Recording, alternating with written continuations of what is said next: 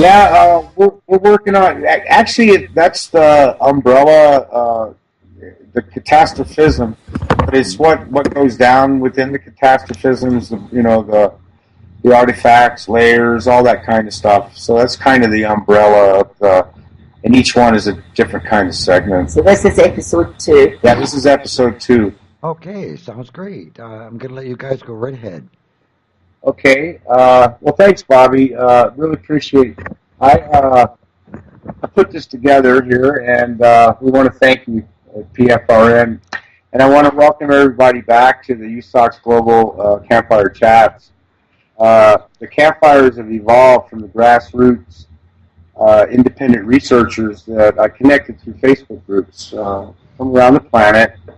And I founded it in 2008 in the hopes that the USOKS would evolve into a group on Facebook that could present real-time historical information and link it together to create an image of what the deep past was really like, and maybe along the way find their true origins. Through the USOKS research outreach, we have connected with many independent researchers that have brought their pieces of the puzzle and put them on the table. The internet now allows us to connect across the oceans and continents in seconds, and we have to say one for us finally. We win against the wall. But our campfires are designed to create debate and share information and views that are many times rejected by the mainstream. So I asked myself what culprit could hide in plain sight that could help us fill these holes in understanding the depths of our timeline, that that something that would bond the fractures and give us reasons for our failures to link these layers of time correctly. And along this long slithering word surfaced, and once I learned how to spell it, I learned how to pronounce it. And that was catastrophism. And that was the answer that rose as to what would link so many of these possibilities, so many of these major events that were so bad in the past. All we have is these little fragments we have that's been passed down from the early beginnings of time. And, I'll step off my soapbox here with a quote from Jesus Camara, my friend here or down there in Peru. He says, "Science to this day in the third millennium can't satisfactorily address, much less explain our human origins."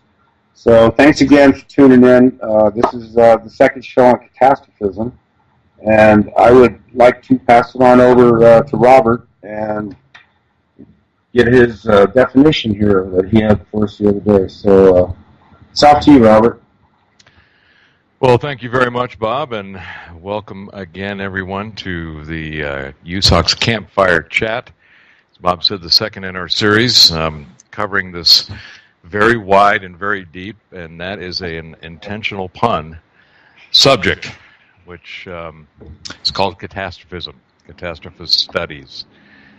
As we kicked off the first show, one of the things that we wanted to make sure that we level set for the discussion and everybody's understanding as they listen to the various individuals and the research that we're going to present, what a good definition of catastrophism is and what it really means.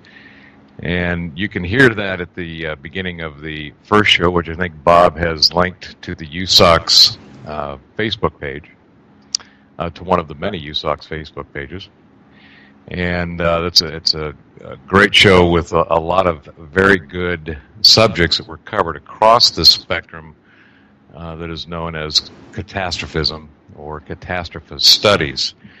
The key thing about, I won't go into the long definition that I covered in the first show.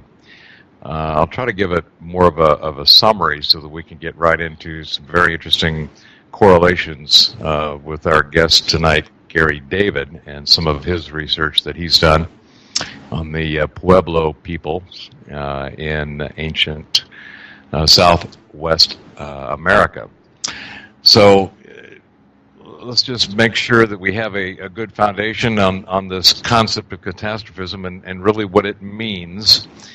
And it goes back to some research that was done back in the 1700s and 1800s, where the initial geologic research that was done and archaeological research, they were looking at different layers of strata and geology, and they were trying to come up with what they thought would be a definition of geologic processes over time.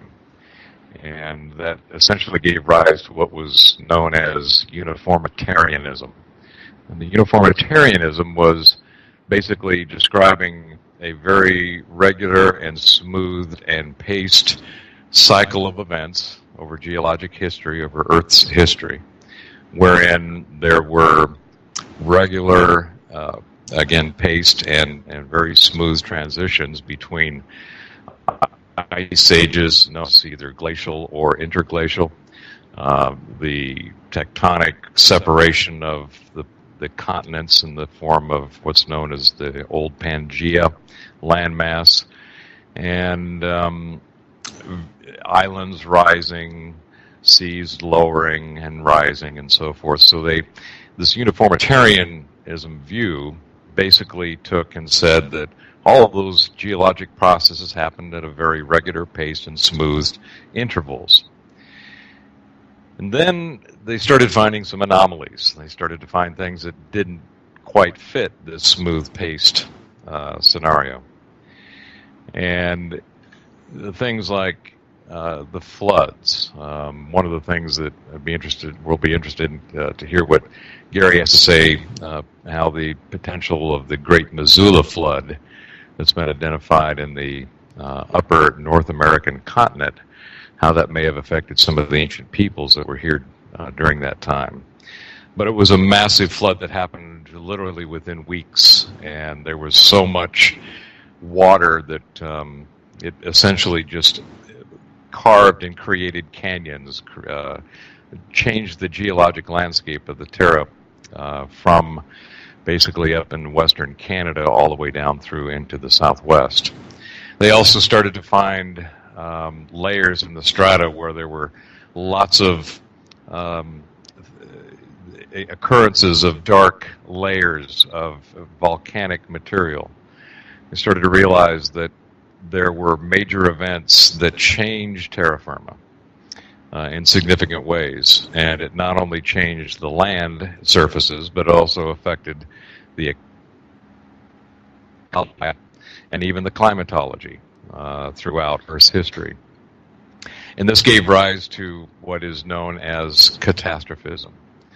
And the concept is that over a period of time, catastrophic events have shaped the biological and ecological life on Earth in ways that have been extremely profound. And we, in our previous show, discussed how a lot of these different events are recorded in human history and stories, myths, legends, and those are recorded in ways that are not just oral traditions that have been passed down or in written, but most importantly, I think, and this is something that we'll be getting into some in this show tonight, and on the symbolism of what our ancient ancestors actually carved on rocks, wrote down on paper, carved into whether it's the rock strata itself or into animal bones or into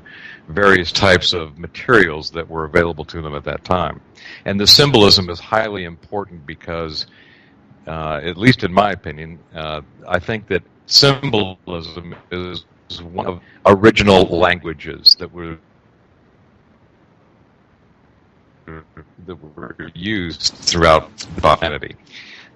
Symbolism is something that everybody can understand and relate to in today's communication amongst ourselves, in that we have generic symbols for start, stop, go, colors, and so forth, where there is no words that are needed. You see the symbol, you see the sign, you know what it means.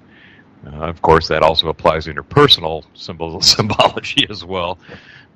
which people will see in cases of road rage, etc. But that is essentially what catastrophism and why it's important. We got into this subject in greater detail on the last show when we briefly touched on, which I know we'll get into in more detail in the next shows coming up. But in some of the records that we have of not only the current Holocene era that we're in, which is essentially since the end of the last ice age up through present, we see that there were a number of civilizations that came and went.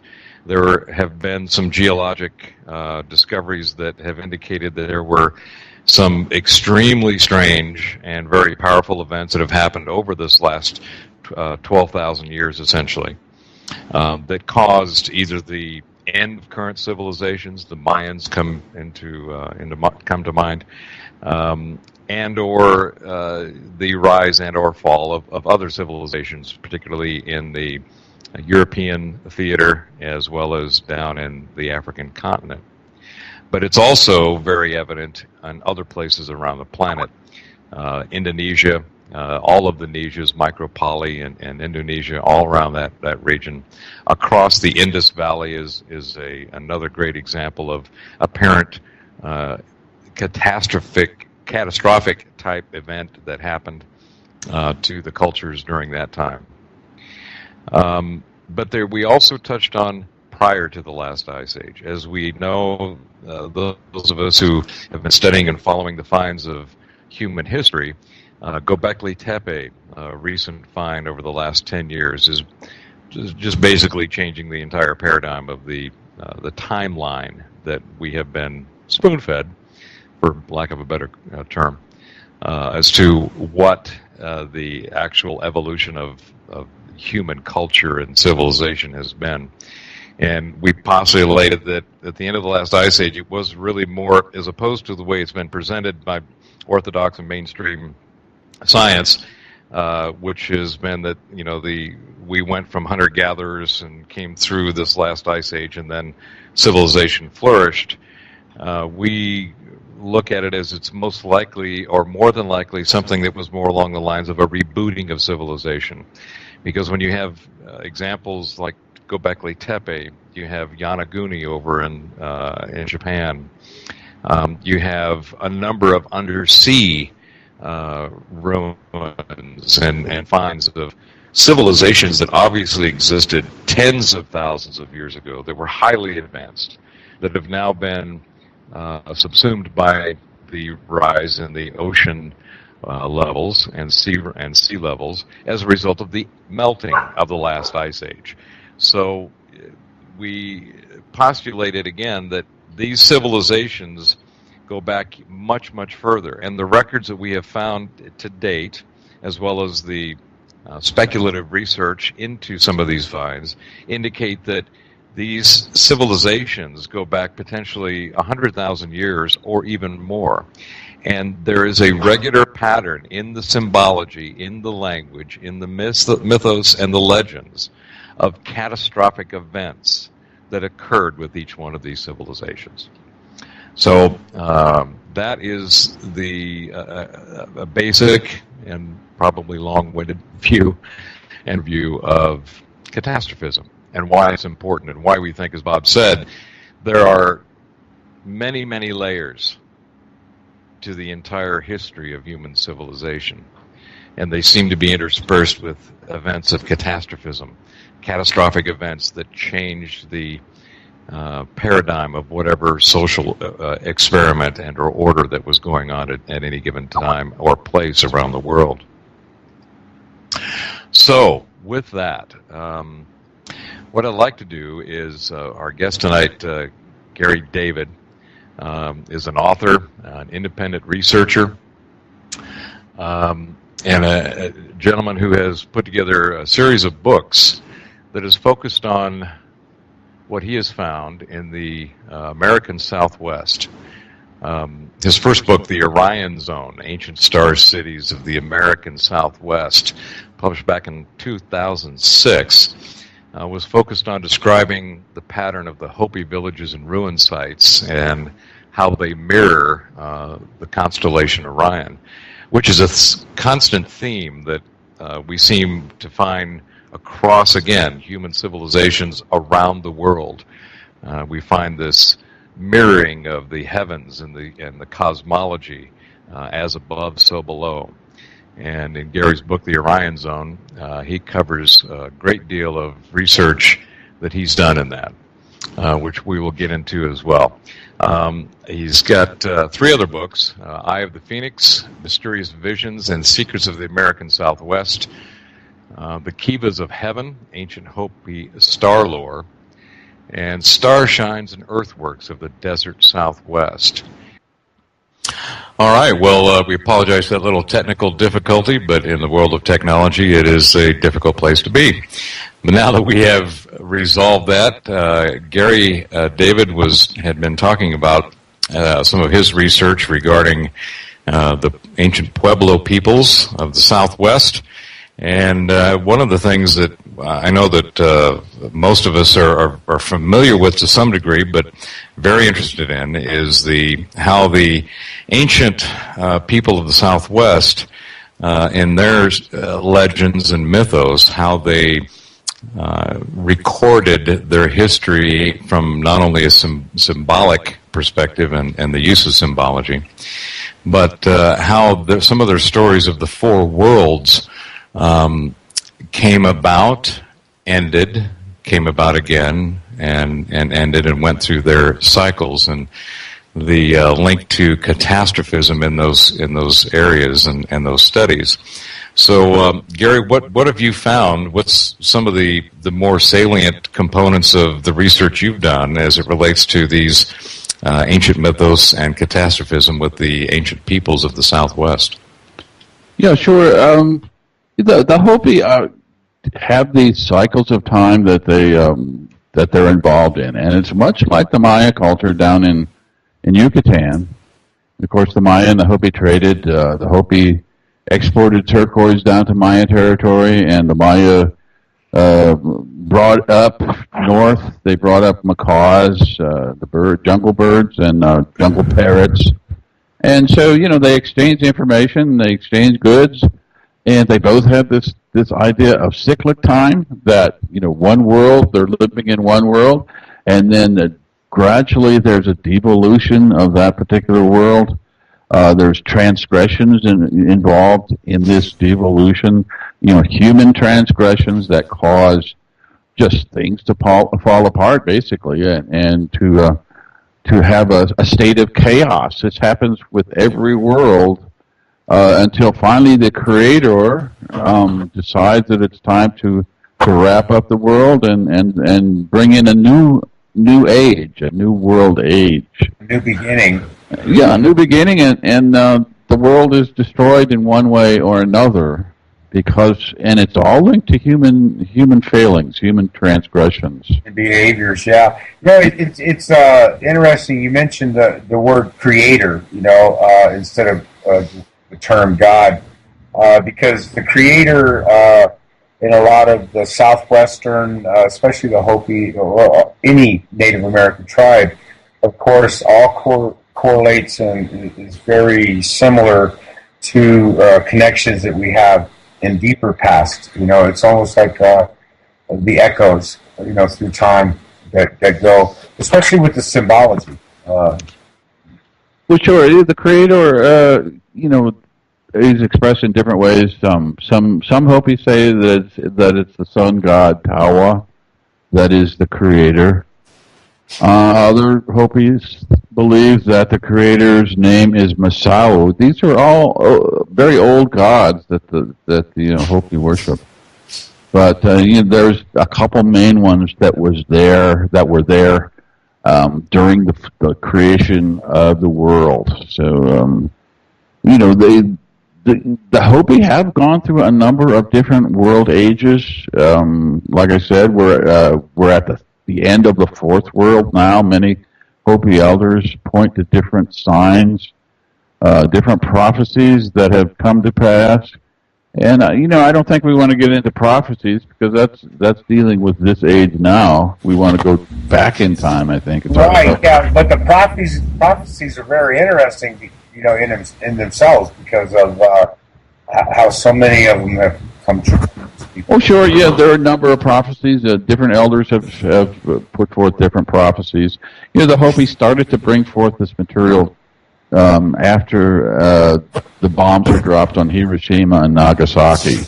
Because the Hopi had a prophecy that at the end of the Fourth World, or towards the end of the Fourth World, there would be a gourd of ashes falling on the earth.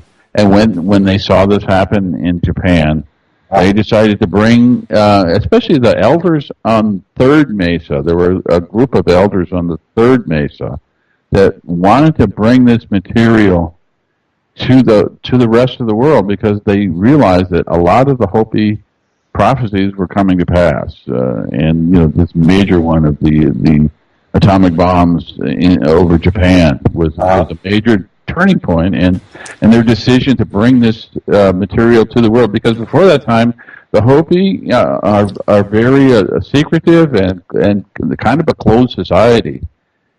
They didn't want to share their cultural heritage with the rest of the world, but they realized that we're kind of at the end of this age, and we had to share this material. Right. What I find also interesting is the Hopi with this four worlds and stuff. That it kind of correlates with other people's research, like the Gamaras, Alfredo Gamera proposing, 3 worlds.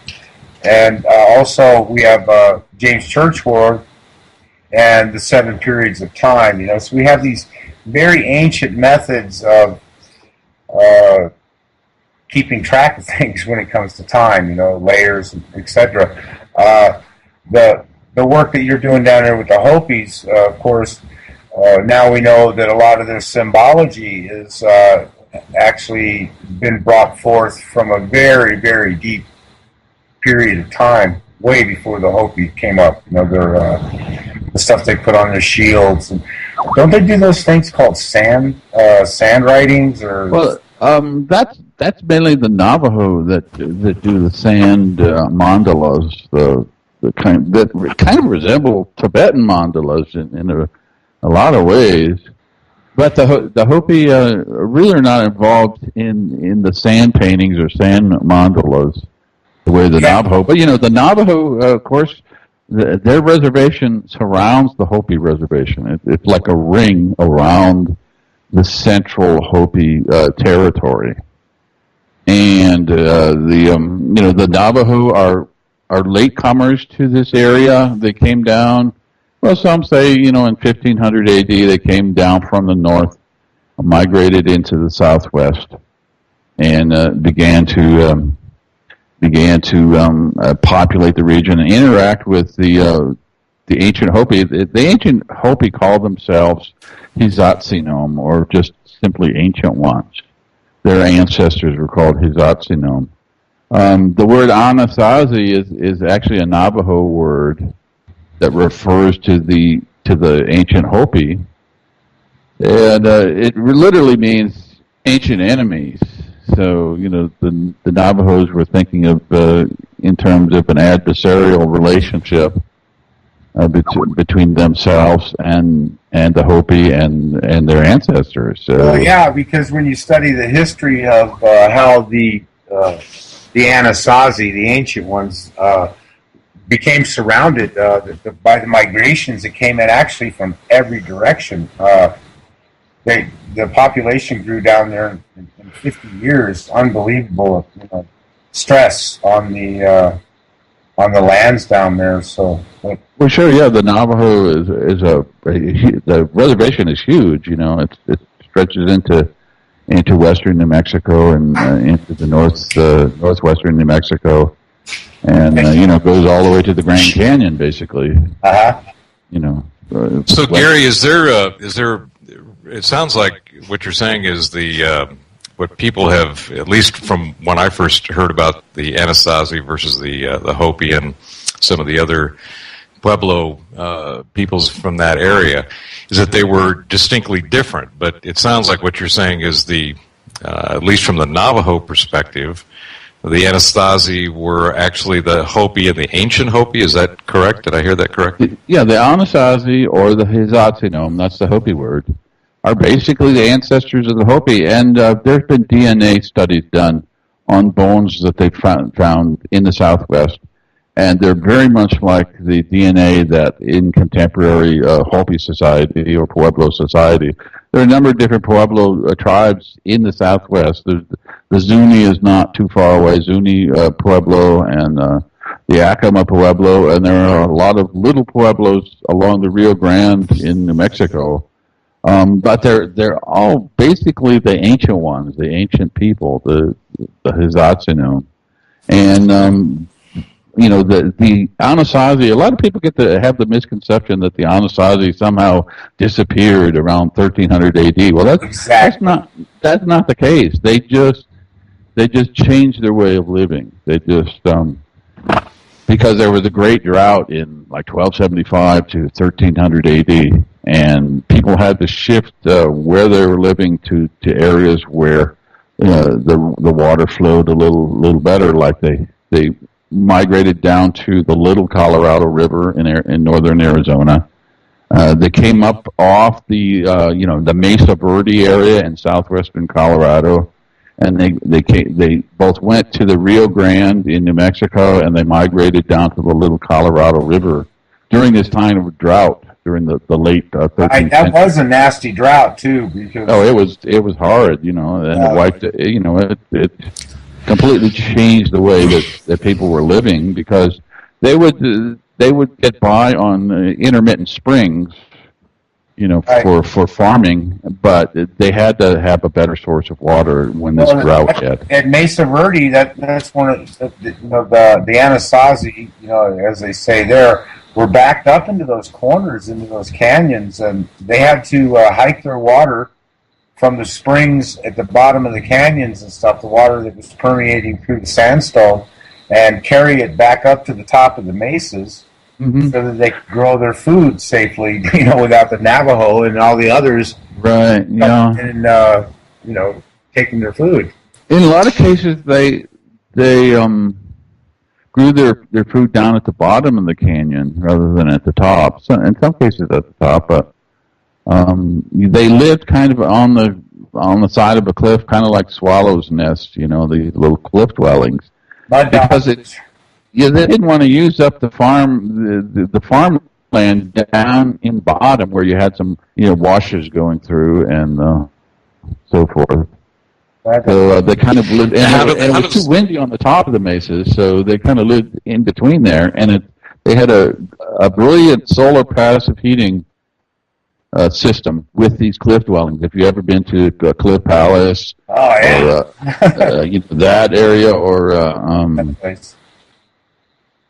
go ahead. Or Navajo National Monument, which is a Hopi, actually a Hopi site. It's not Navajo, but it's called Patatican, and there's another one close by, Keat Seal, and that's in northern Arizona.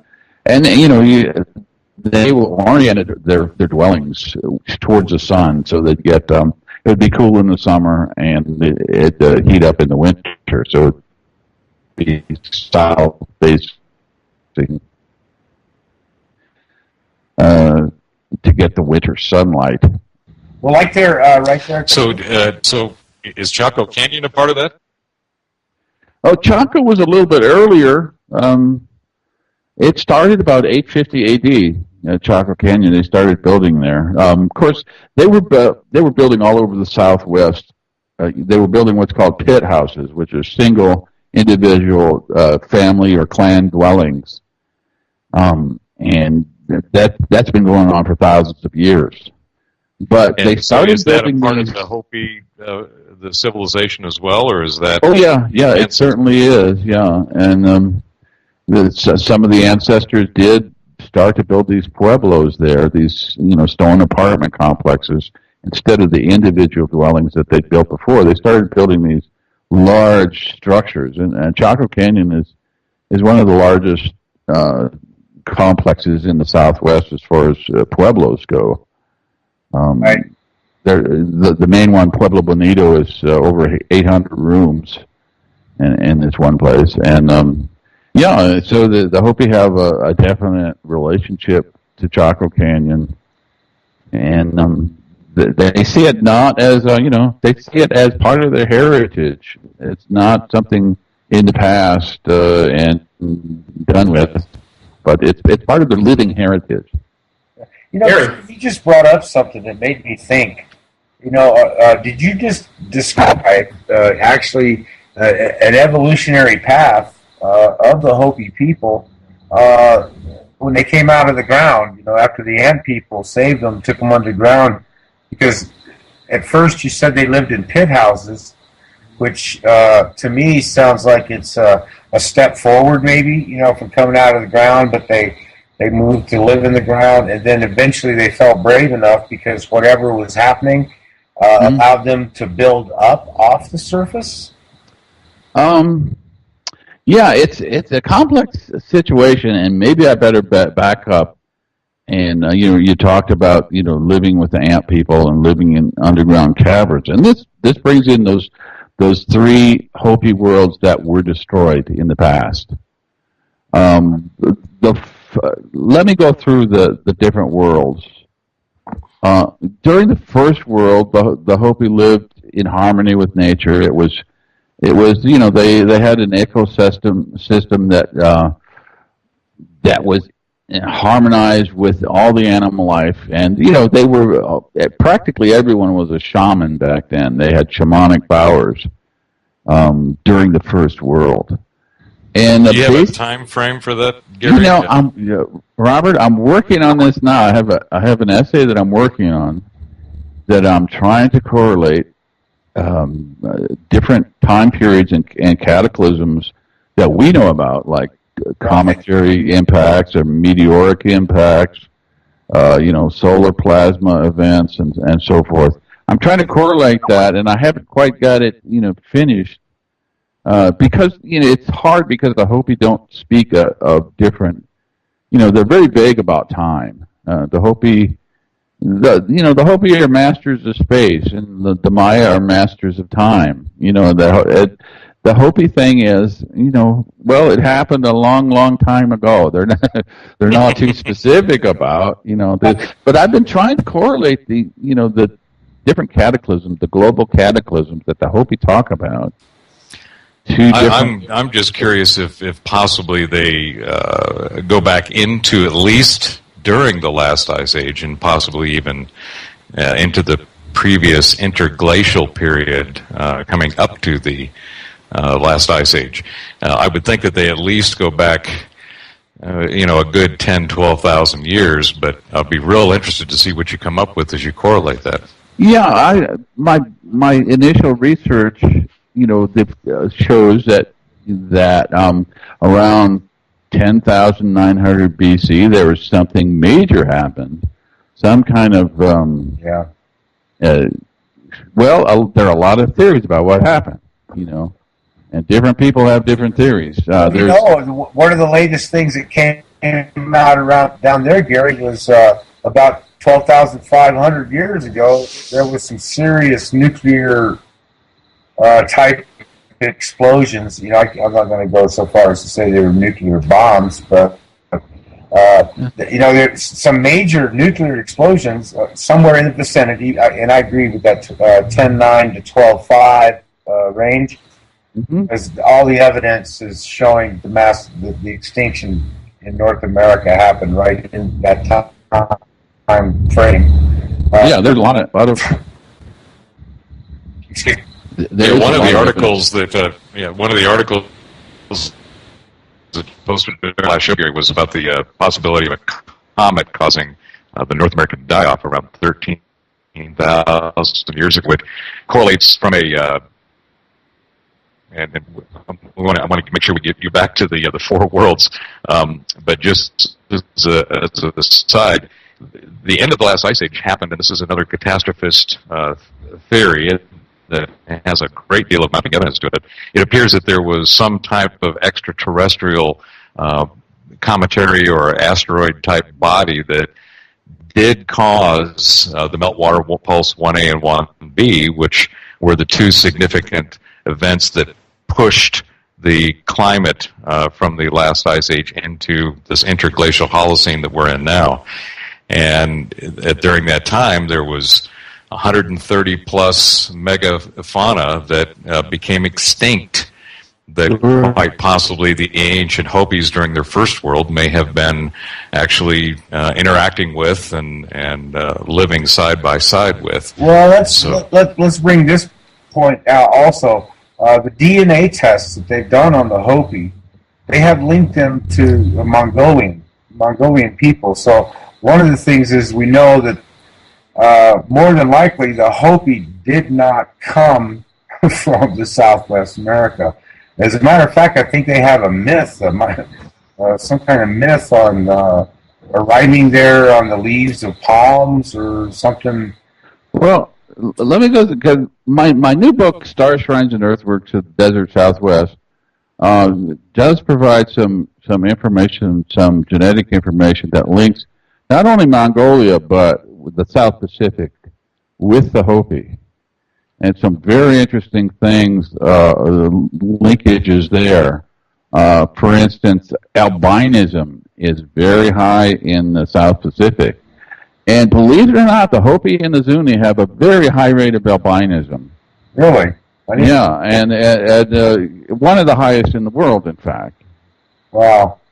And, you don't notice it walking around the Hopi, because the Hopi are, 12, 15,000 people, so you don't see them everywhere. But and they tend to stay inside. They don't go outside in the desert sun, because it's dangerous for albinos to do that. Yeah.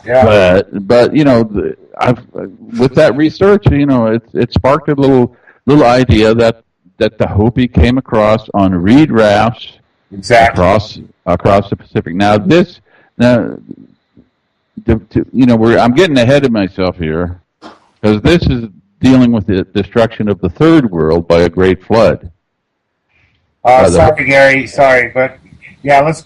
I didn't mean to butt in on you there, because it's so interesting, man. But you were describing the worlds. Sorry.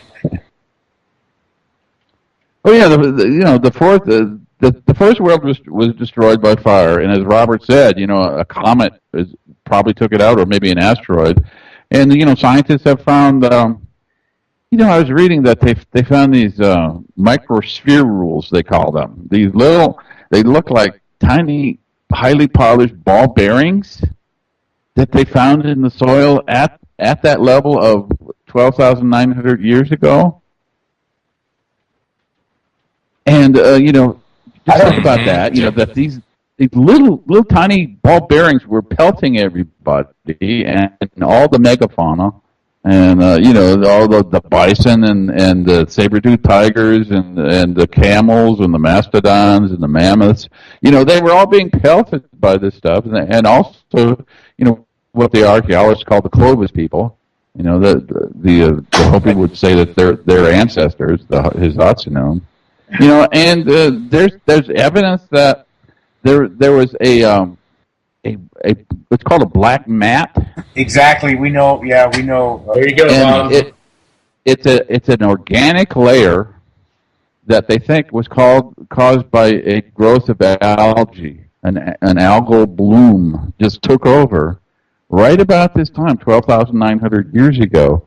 And after that time, above that level, that black layer, which is about a couple inches to a foot thick, above that, there are no more Clovis artifacts, no more skeletons of megafauna. That's all gone. After Isn't that Clovis Lutrian line? Isn't that when the Lutrians? Yeah, that's the break between the two. Yeah, that's the break. Is so the black mat fits right in that zone.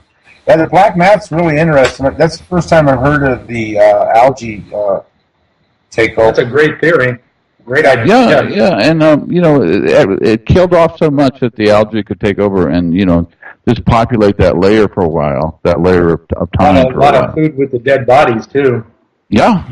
That's exactly right. They had a lot to feed on. That doesn't explain. In the same time frame, like we were talking in our last show about the little mammoths, that they're found on their knees with food in their mouth, flash, so Still standing.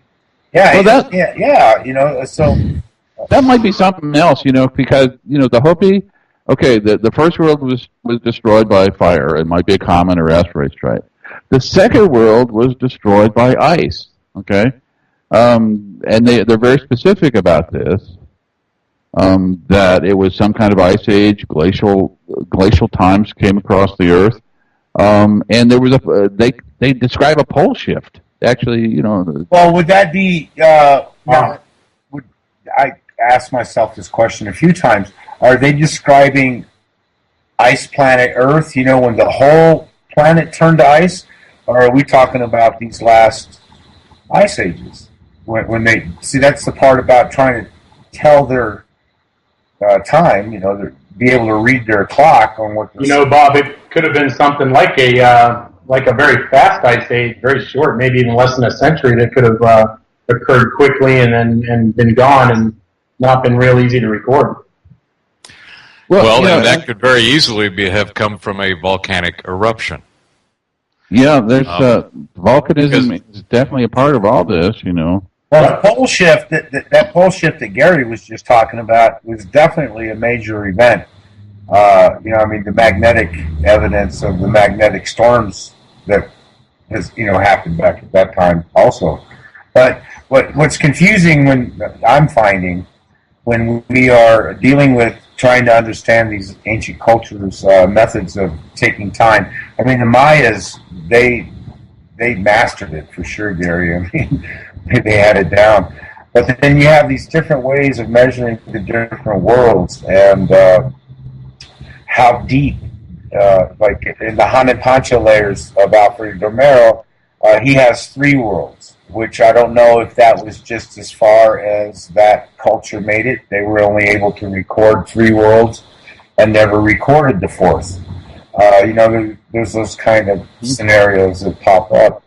But who knows how thick each layer is. Like when we go into the Churchward research and Mariana, and it describes 7 periods of time.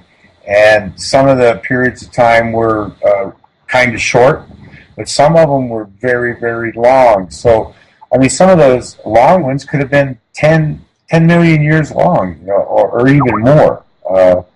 So that's what's the confusing thing about trying to understand these ancient cultures and how they kept time. Yeah, it's very confusing. Different cultures are going to say different things, but they're all saying basically the same theme, the same motif is woven through all of this. It makes it hard because there have been a number of different pole shifts which could have caused different ice ages. Charles Hapgood said that there are basically 3 different pole shifts. One between like 8,000 and 75,000 years ago, 80,000 and 75,000 years ago. And there was another one between 55,000 and 50,000 years ago. And the most recent pole shift, he believes, is between 15,000 and 10,000 years ago. Okay. And this the third one might correlate to, what the Hopi are talking about when they talk about the end of the Second World being destroyed by ice. And, scientists call this period the Younger Dryas. 10,900 BC to 9,700 BC are some of the dates that they give for this cold period, this cold snap. Right. Well, now is that the one you're talking about, Robert? The one in between the 2 meltings? Yeah, there's a strange. It's strange in the sense that it doesn't meet with any of the classical geological or climatology studies or the way that they want to present it to us, and that meltwater pulse 1A and pulse B, between those 2 was the Younger Dryas of about 1,400 years or so. Mm-hmm. So there was this apparent very gradual and smooth ending to the previous ice age up to about from 18 to 15,000 years ago, meltwater pulse 1A starts, and it's an event that is much more rapid than any of the smooth and regular occurring melting that had happened over the geologic period. And a lot of this, a majority of it, comes from the ice core samples that go back about 250,000 years ago in Greenland and about 400,000 years in Antarctica. And there's a very regular period of this glacial and interglacial periods throughout those ice cores. But when right about 14,000 or so years ago, this meltwater pulse 1A happens, a massive amount of melting. Apparently the temperatures rose in the tens of degrees, and then there was all of a sudden a return to full glaciation during this younger Dryas. Mm-hmm. So that may correlate to the ending of the Second World that that you're mentioning, Gary, regarding the Hopi.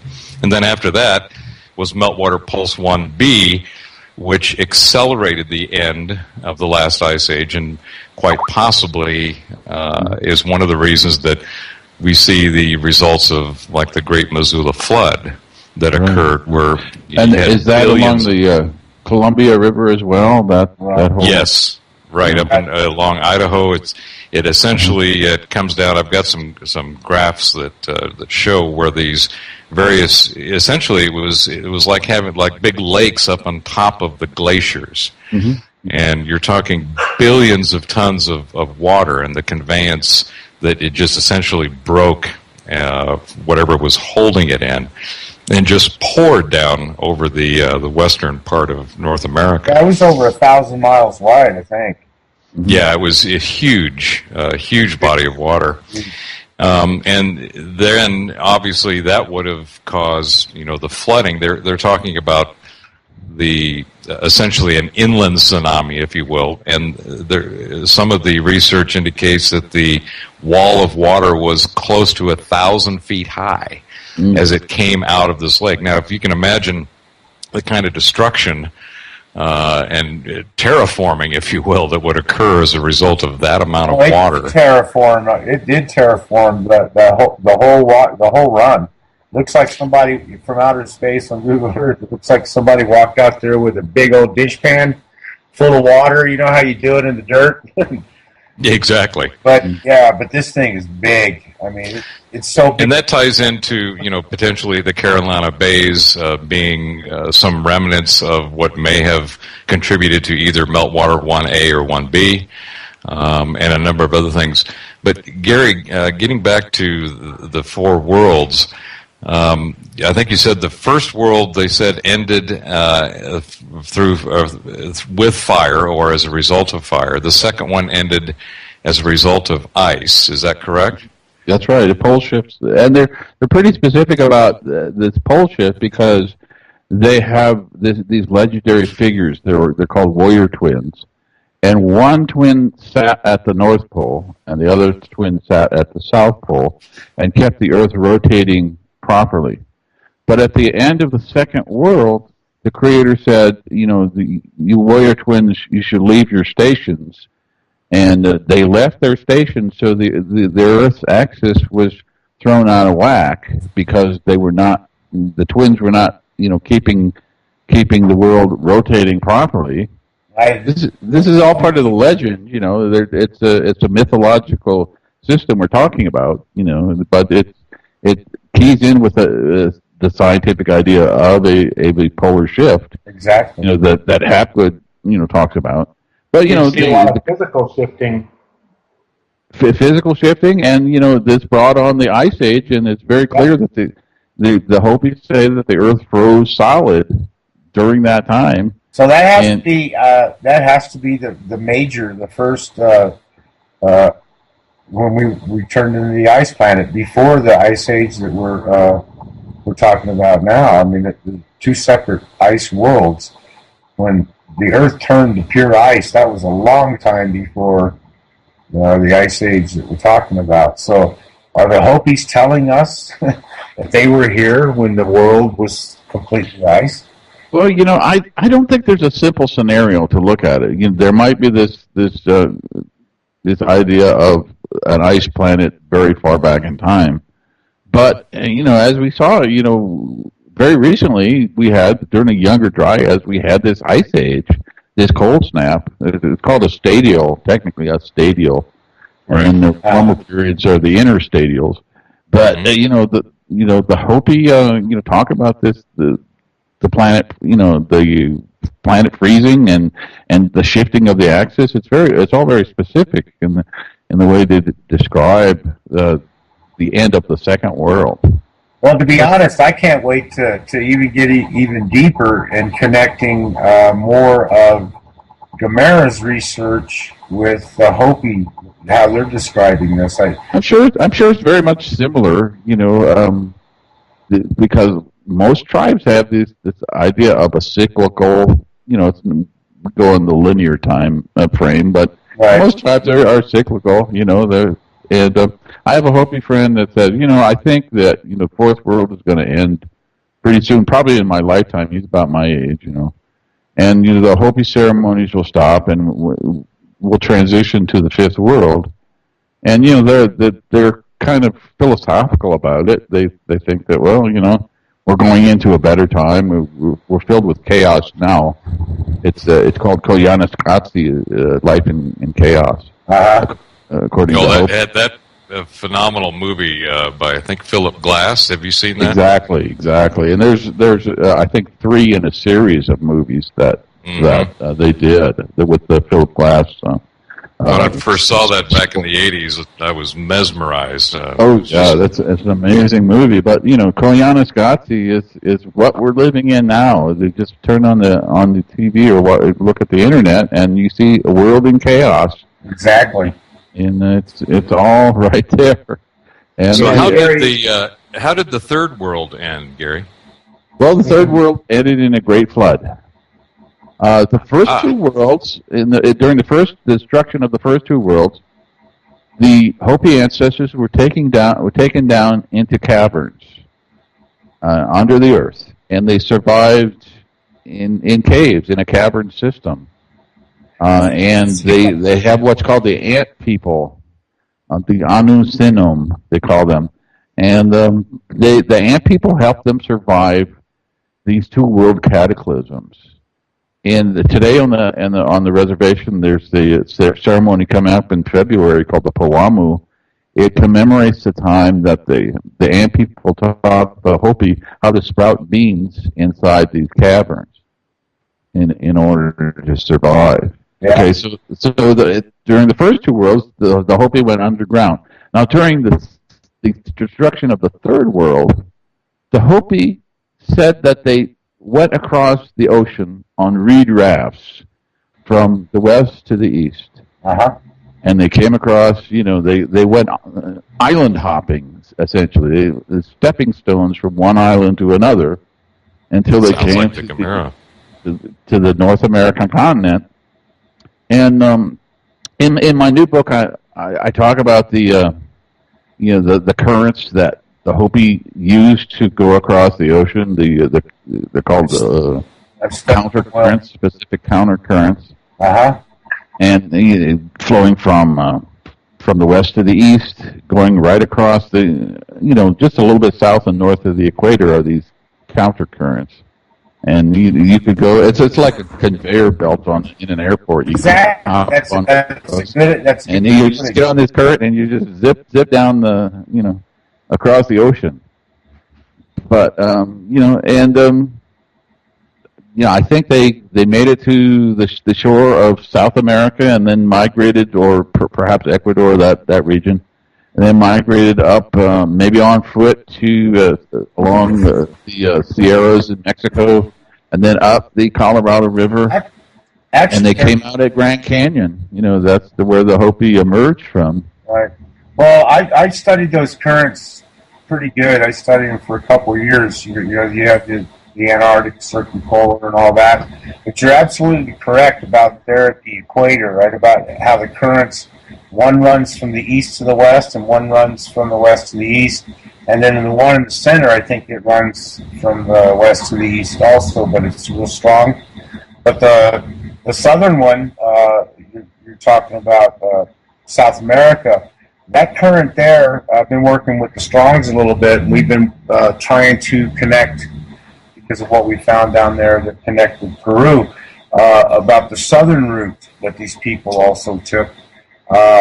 And they could do it very easily just by following the currents. They're strong enough that, with a little bit of sail action and maybe one of those crab claw sails, they could zip across those expanses pretty quick and very fast.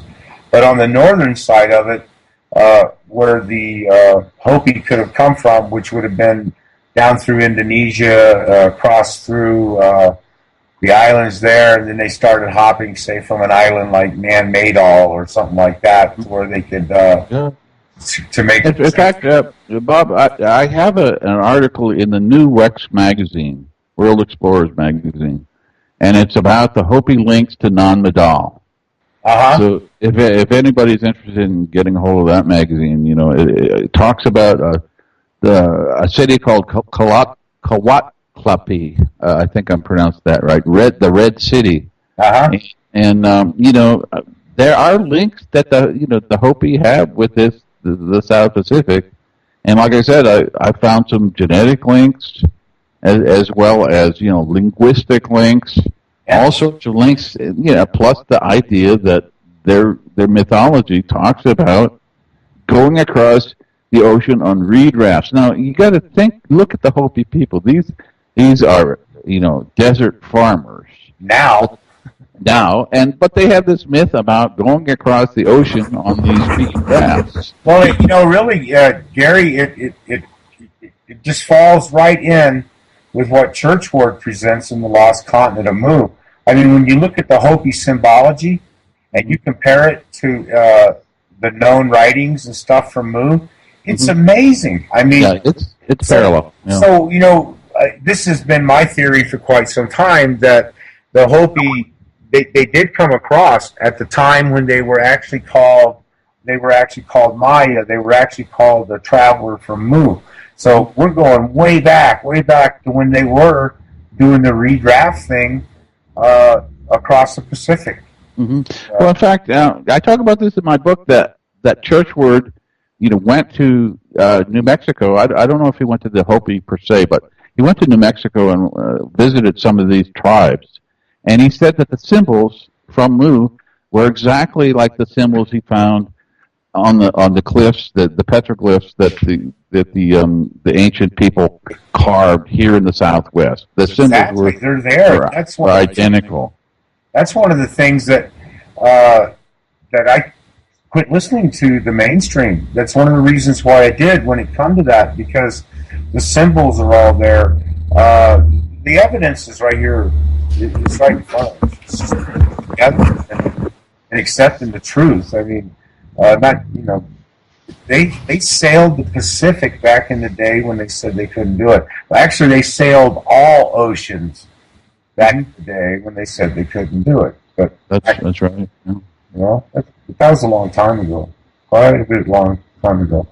But anyway, sorry. Gary, I'd like to ask you about, this is all really tying into some of the ancient models of human history that we've been discussing in the USOKS, and how the catastrophism relates to the various events and even the migrations.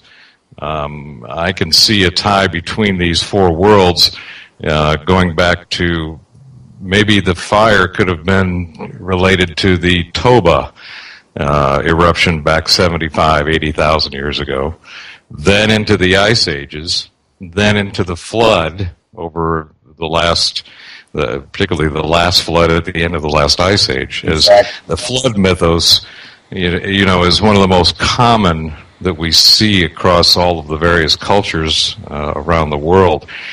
But I'd like to find out what your thoughts are, particularly since you have studied this, the cosmology of the Hopi, as it relates to Orion, and what link you may see in the star patterns and the cosmology of their mythos as it relates to these four different worlds that they talk about.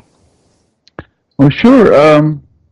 I got into this because, I had read Robert Bauval's book about the Orion Mystery, and, he presents the idea that the pyramids on the Giza Plateau are, reflect the belt stars of Orion.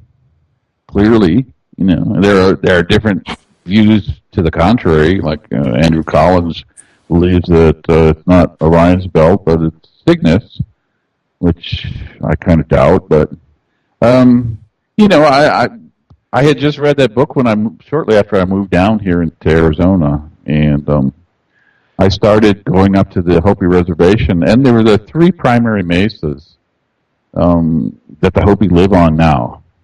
And the mesas are about 7 miles apart. And, I thought it just kind of, I was driving up to the reservation and kind of idly thinking about this. I said, well, maybe there's an Orion correlation right here in Arizona. And, I put that at the back of my mind and went up to the Kachina dances and watched them, and then came back home, and I got out a sky chart, and I got out the map of Arizona with the ancient ruins on them. And I saw that there was a 1-to-1 correlation, not only to the belt stars of Orion, but every major star in the constellation had a correlation, a terrestrial correlation, on the Earth of a specific ruin site or Hopi village that was currently inhabited by the people. So, this 1-to-1 correspondence really shocked me, in fact. That not only, the Egyptian Orion correlation is not nearly as complete as the Arizona Orion correlation, where every major star is represented by a village that the Hopi ancestors had built. And this is amazing. And I began to study each one of these ruin sites, going around to them. And the fact that the Hopi, they see the constellation Orion, they call it Hotamkam, it synchronizes their major ceremony of the year, which is the winter solstice ceremony. The winter solstice ceremony begins when Orion appears in the overhead hatchway of the Kiva, which is a kind of an underground communal prayer chamber. And that's the signal that this solstice ceremony should begin, when Orion appears in this overhead hatchway, that they gain access to the chamber. So there's a lot of mythology involved with these star ancestors. A lot of elders believe that they got their knowledge from the stars, from the star ancestors that came down here, and in the form of various kachinas. Now, is there have you noticed any correlation between the position of the kivas and the cities that you're mentioning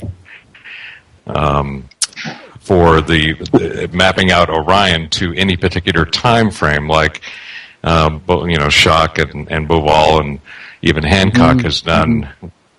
Is there any time frame when Orion was in that position that is correlated at this point?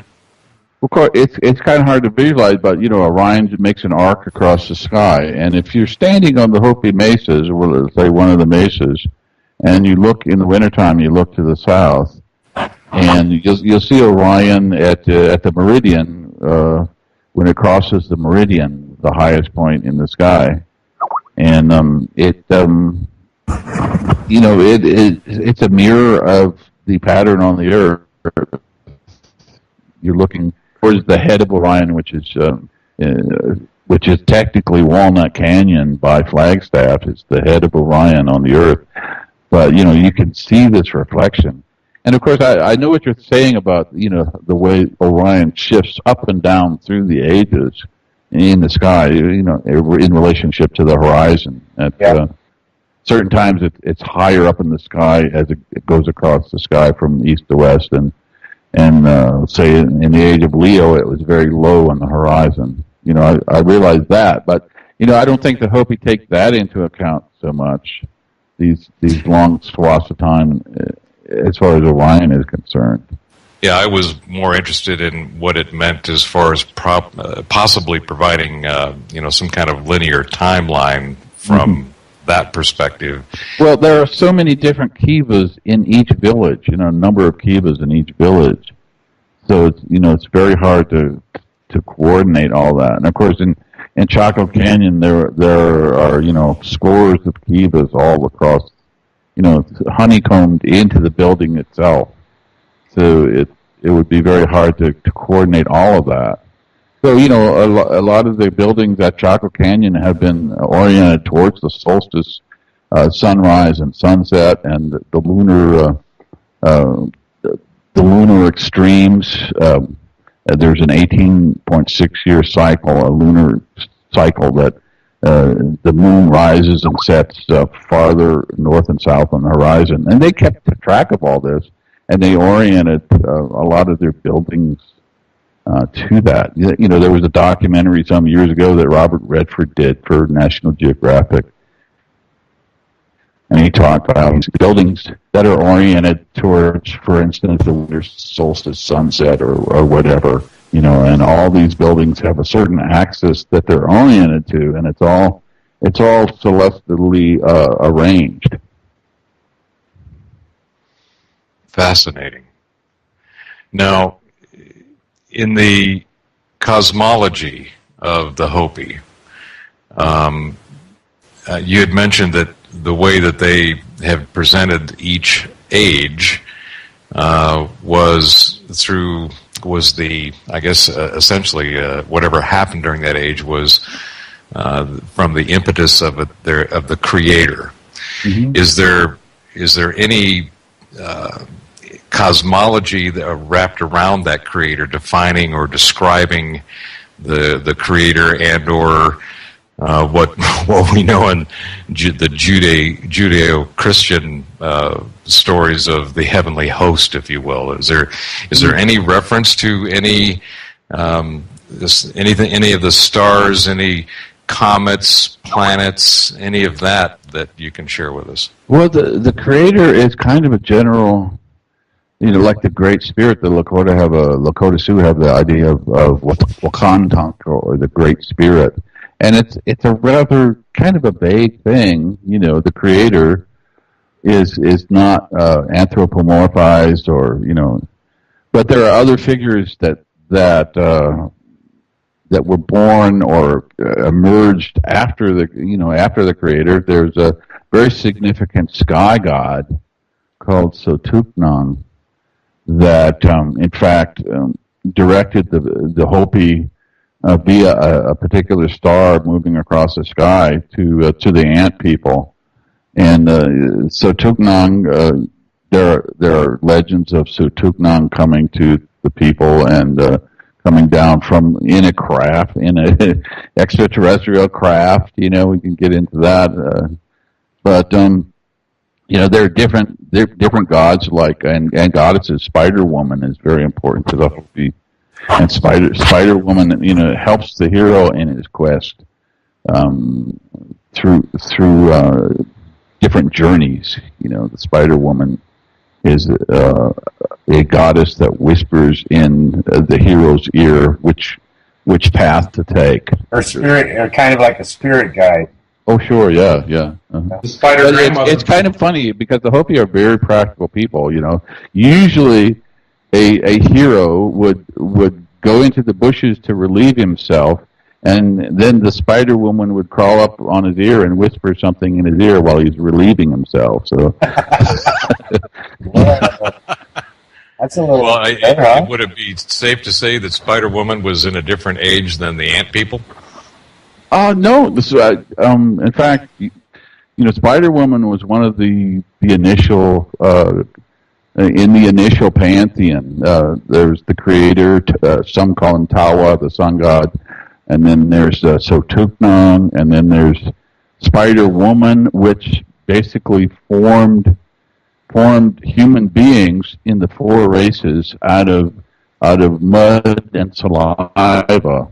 The Spider Woman's saliva mixed with mud formed the human being. So there are a lot of other Clay, here we creation. go back. Here we go back to the mixing the dirt with the juices, so to speak. And I'm a little, I guess, upset.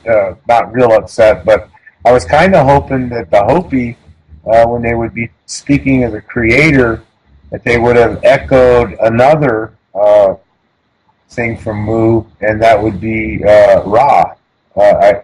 That's the one word that I did expect some trace. Well, if Ra means a similar thing that the Egyptian Ra, it's kind of a solar deity, then certainly. Well, see, the Egyptian Ra, though, my research is really just another echo in time from the Ra from Mu. Because another story you told that the Hopi share with the Mushin story, and also it's echoed in the Bible, in the religious texts and stuff, is that God came down and destroyed man, or he wiped him out as much as he felt was deemed necessary, because they had turned and became, deviant and lazy or whatever stacked up. On the scales for, a mass extinction of humankind. But, you know what I'm saying. Yeah, well, sure. I'd like to ask Gary what he thinks about, now that you brought up gods, sort of how the wall art, that the Anasazis have drawn, and, some has been found, that what he thinks, how that might sort of fit into that god category. I'm sorry. Is this David talking? Yeah. Yes. Yeah. You say the artwork, some of the archetypes, the wall art that we see. You mean the petroglyph, the rock carvings? Yes, the petroglyphs. Well, that's the major way that the Hopi have communicated these specific beings, and I've seen petroglyphs of ant people, where they have antennae sticking out of their heads, and just really striking things. And I've seen mainly archetypes, then sort of not describing. What do you think about actual alien encounters or something like that?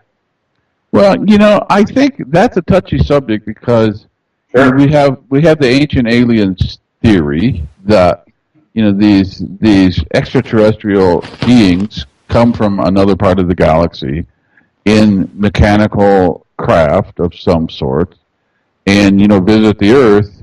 And I'm not quite sure it's that simple. And, the Hopi say that they are in touch with these celestial beings, but they're not necessarily, coming in physical craft across the galaxy. They might be interdimensional. Right. Or they might be time travelers or something, but I think it's a little more sophisticated than the nuts and bolts theory that the ancient aliens program tends to promote. So you think it might have a more spiritual aspect? Yeah, it definitely is, because it's woven into their whole ceremonial cycle, the Kachina cycle, and you've probably seen the Kachina dolls that the Hopi carve. And these are basically not for tourists, and though now tourists buy them. And of course, there was a terrible auction in Paris that was selling off a lot of Kachina dolls. That turned out in a positive way. And also Kachina masks, which it's a horrendous thing to think about. Yeah. But these Kachina dolls were basically carved in ancient times to instruct the children on the various different spirits that come to the Hopi, because there are like hundreds and hundreds of different types of spirits. And to keep all these straight, they had to carve these dolls to show what these spirits looked like. And if you go to the Kachina dances, you'll see different style of masks. Some are more naturalistic. You might have an eagle Kachina or something like that. And others are completely bizarre, and they look like space helmets. They're completely non-organic looking. Yeah, that reminds me a lot of the Dogon that Robert was interested in there recently. What do you think on that, Robert? Yeah, and I was just listening to Gary's description of that, and I was hearing echoes of the discussion we had with Laird Scranton regarding the Dogon cosmology, and the way that Laird was describing sounded almost exactly what Gary was just saying as far as the Hopi, the Dogon's interaction with the celestial beings, whatever they might be, and I tend to agree more with what you're saying, Gary, in that it's not a nuts and bolts. It's most likely more along the lines of some type of interdimensional possibility of the way that they manifest. But there's no doubt that there's something that happens, and it's clear that when you have cultures that are separated by, at least geographically, the Dogon, all the way over in Africa. You've got the Hopi in North America with a legend and mythos of them coming from the west, out possibly through the Polynesian area, Nanmadol, coming east to South America. You're separated by extreme geographic lengths and areas, and they have the same type of cosmology. They have the same type of understanding of, they have this connection that came from the heavens, however that's defined. It's certainly not terrestrial, it's more celestial, and the way in which they manifest seems to be very, very consistent. Are you familiar with Laird Scranton's work, Gary? Oh yeah, I met Laird a few years ago at CPAC, and I've read a couple of his books, and I found his work really interesting. And there are a lot of similarities between. Well, I found a similarity between one of the Dogon masks and a particular Apache mask. Believe it or not, Apache is another tribe in Arizona here, and it's called the Gons or Mountain Spirit mask. And it's exactly like the Kanaga mask of the Dogon. You know, the shape, it kind of looks like a stylized lizard, but Griol and Dieterling connected that whole thing with a swastika.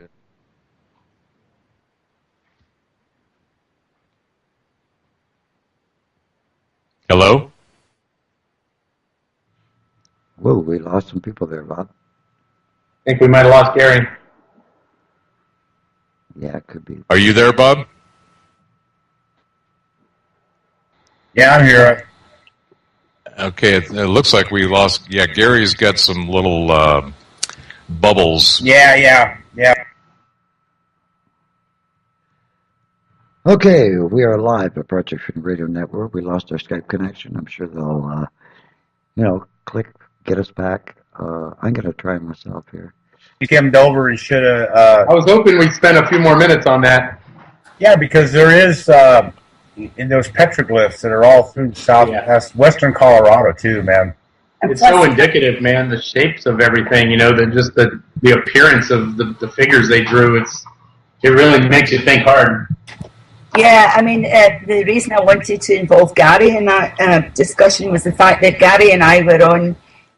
We are both in a group, a rock art group, and we were having a discussion recently about, because I take the stance that it's not rock art, it's rock writing. And I dropped out, which is very unfortunate. I'll try to wait. Could you maybe try and dial him back? Here. Okay, now That's Robert's dog. let me see.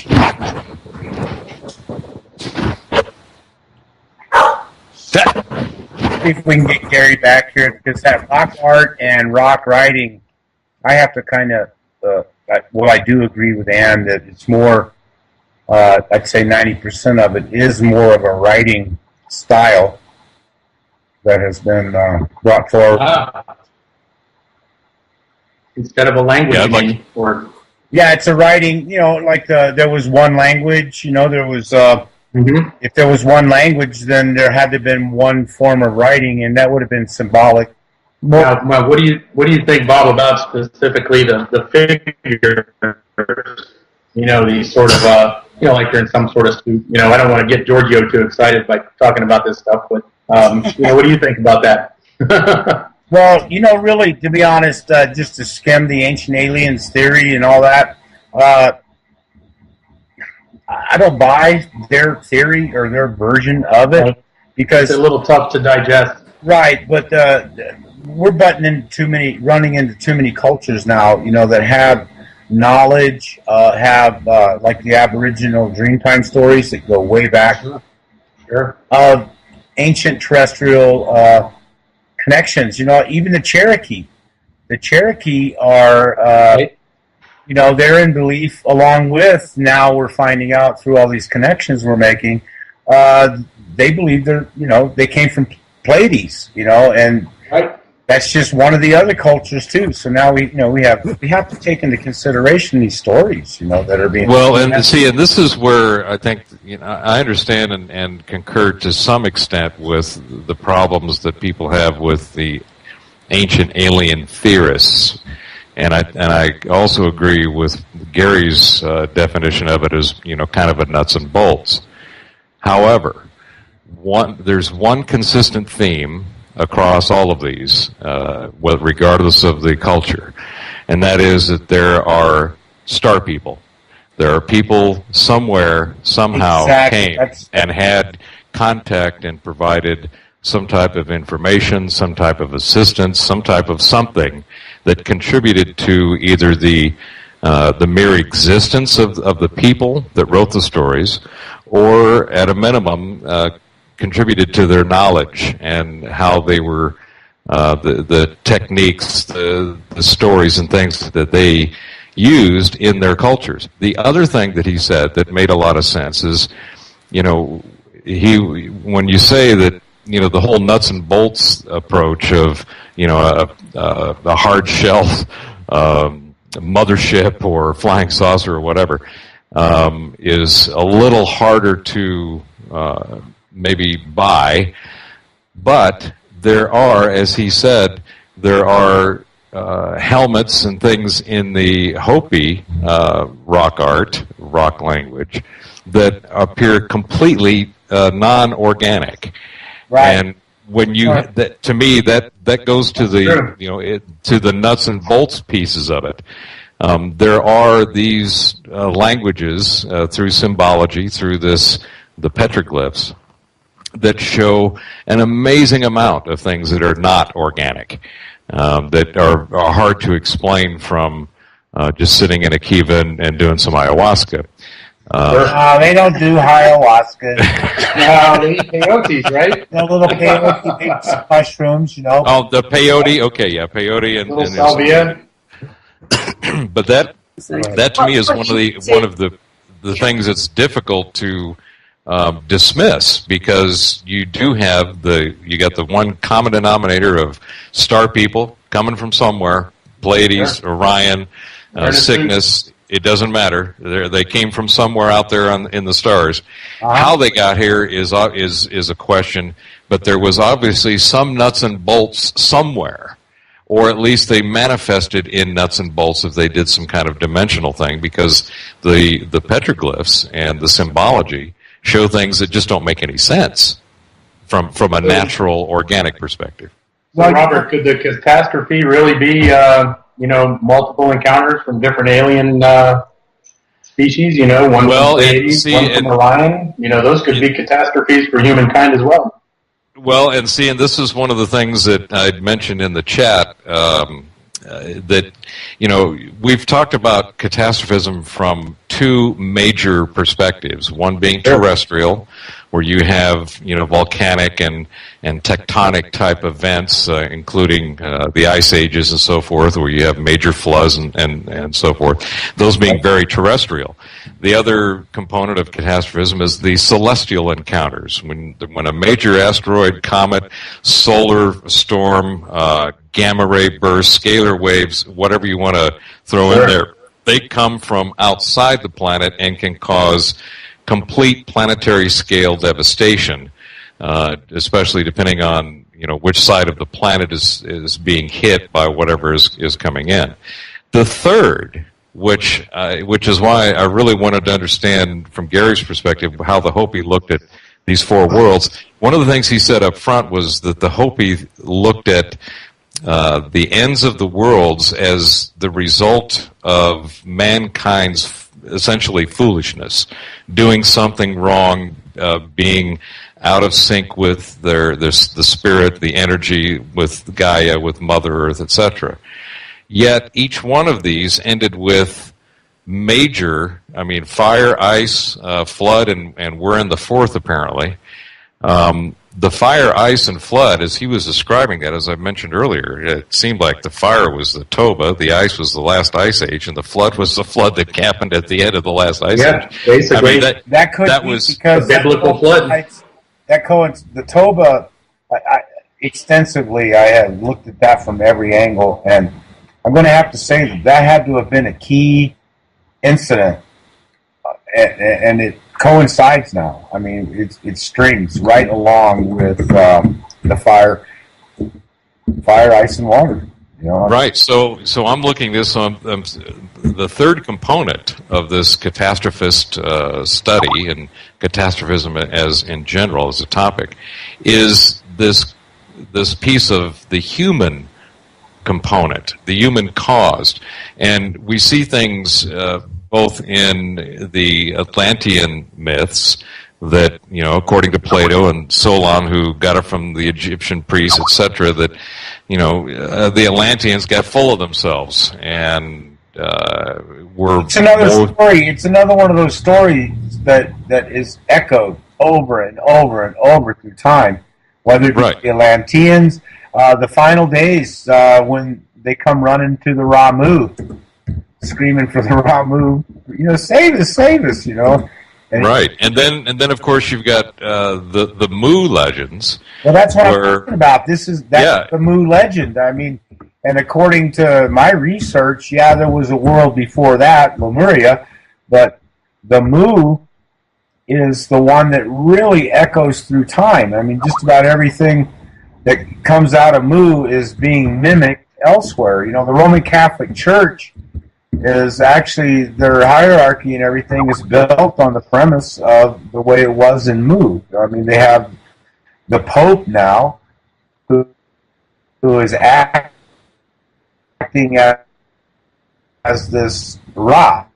So we're seeing echo through time, and what it is filling those pieces in between what we do know. And this rock art stuff that we're just talking about plays a major role in us understanding the layers and how they, you know what I mean? Right, and one of the things that I had mentioned in the previous show that was it's considered some very speculative research, and I'll get into that in the next show in more detail, but that research said that the Toba eruption was the result of that particular civilization going after some deep mining to generate energy, which let's just say that for conversation's sake that's a possibility, and that's plausible, and I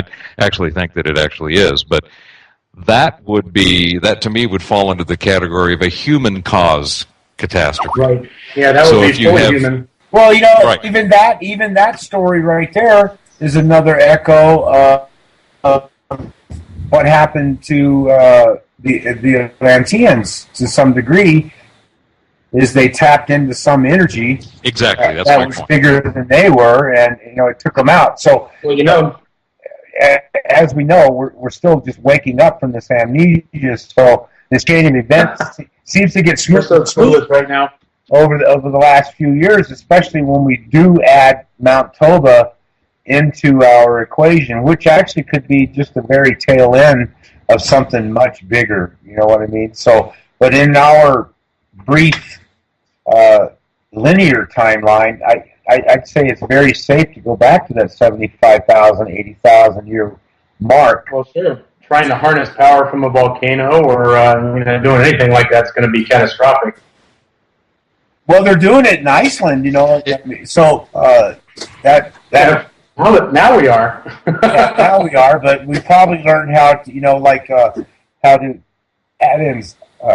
Excuse me. Well, all of this safety features, geothermal and all that. Right, and to me, all of this just speaks to some of the ancient knowledge and technology of that was more organic in the sense that there was an understanding of the energy of not only the Earth but of the cosmos and how to harness that. Tesla, I think, was one of the most recent people to actually rediscover a lot of that natural energy that exists, and I think that our ancient ancestors, for whatever reason, were much more in tune with that. And it's written about in just about every culture that we find. And I think, are we not going to get Gary back, Bob? Is he on? I've tried quite a few times to pull him back in, man, and I can't. But Gary's going to be on. As a matter of fact, we're going to unfortunately have to wind down just a little bit here. Got about 8 minutes, but Gary's going to be on because the stuff that he's bringing forth, it connects. I mean, it connects with Laird. It connects with Laird Scranton's work on the Dogons and all that stuff, and it's also connecting with some of the stuff that we're finding down in Carryong, which is in Australia, of course, with the strong team on the Carryong glyphs. We're finding that. Well, I researched Churchward for quite a few years, and the one area that I stumbled into in the book was when he brought the research into the Southwest United States, and I started seeing the symbols, and those symbols just, they point and they drip of mu. So, Gary's going to be on, and we're going to try to build a better picture of what was, and we're not sure how far back it was. It could be pre-Toba, or it could be post-Toba, and that's part of the hard part about identifying these catastrophic events on when they happen, and was it an inertia effect from a larger event, or was it a random event selection? And Gary, he was talking about he was trying to compile this list of things that would connect, along those lines, and it's very hard. And the only way, as we learn to identify and see these things a little bit better, then we're going to see the depths. And the Toba event is definitely, instead of it being AD or BC, it should be BT and AT, before Toba and after Toba, because that was that was the big. Yeah, I like that, Bob. That's pretty good, man. That was well said. Yeah. We're gonna redefine it. I agree. Let's do it. And that's what we have to do is to find that trigger. And I think we have with Mount Toba, because the times and all the inertia events that would have happened after Mount Toba blew, that would explain everything that's pretty much happened to us. Well, and they experienced that too, Bob. That was something that happened right around them. It wasn't something that just came out of the sky and blasted everybody. They were able to sort of watch it work up to it. When you get into the oral histories, throughout Indonesia and all those places like that, they all have a myth and a tale about a day when the noise was so loud that it would actually cause people's heads to explode, right, to bleed from the ears, nose, and mouth. So we're talking about a major event, which could have been Toba. Some serious telluric currents coming up there too. Well, the thing is too is we're going to have Jack Churchward on here also more this month, a couple times, and he's going to help explain what James was trying to do in the book, The Lost Continent of Mu, and explain the methane pockets that used to be underneath the Pacific Ocean. Like the gas belts, you mean? Yeah, gas. Well, these, yeah. Donnelly talked about those as well. Yeah, well, and these gas pockets, they still exist, okay? Sure they do. But now they're in, lands like Peru. They're global, but they're in places that you just don't expect them to be in. And actually, they're very volatile and dangerous. You know what I mean? Because if something triggers those methane belts and pockets to blow up, we're going to have something that is on the lines of what we describe as the Mount Toba eruption. So basically, you're going to an asteroid coming in. Something that wouldn't be really that significant. if it hits the right place. Right, and that's what, it coincides with what Gary was saying, is the first world was destroyed by fire, and it coincides with the Churchward stuff, because the Star of Baal supposedly fell out of the heavens and hit Mu, which we're not quite sure of what they meant by the Star of Baal. It could have been a comet, it could have been a meteor, it could have been a Death Star, from Star Wars. We don't know. Alan the Lair, they called it Phaeton, and so did a lot of other societies. So there could be a little something to that comet. Yeah, yeah. But see that, and that's what we're actually piecing together more and more and more since our first show is 2 years ago. This deeper contact into the layers that go way back further.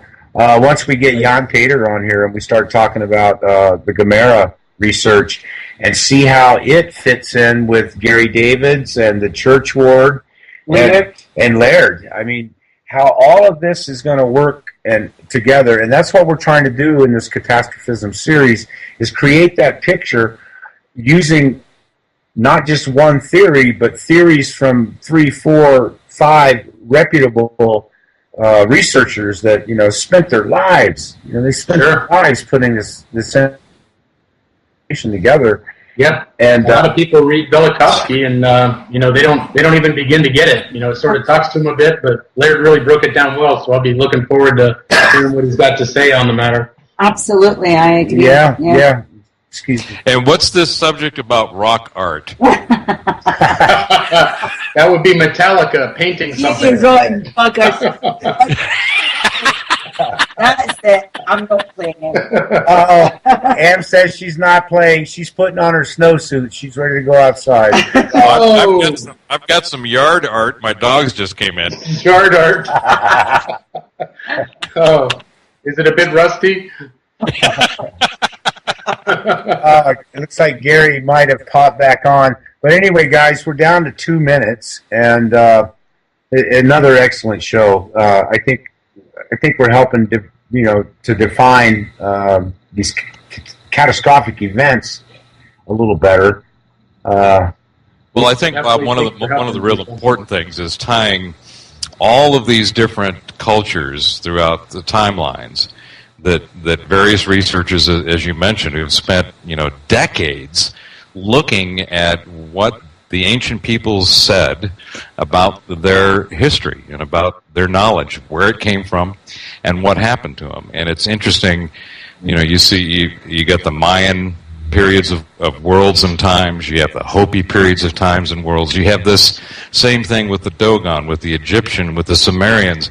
There is it's connecting them properly, and I think right now we have a few cultures in there in places they don't belong. They're in the wrong position in the layers. You know what I mean? They're placing themselves in layers that they either were not there, or it was another layer of being. Another layer of Earthling, let's say. Sure. It's one big ice cave.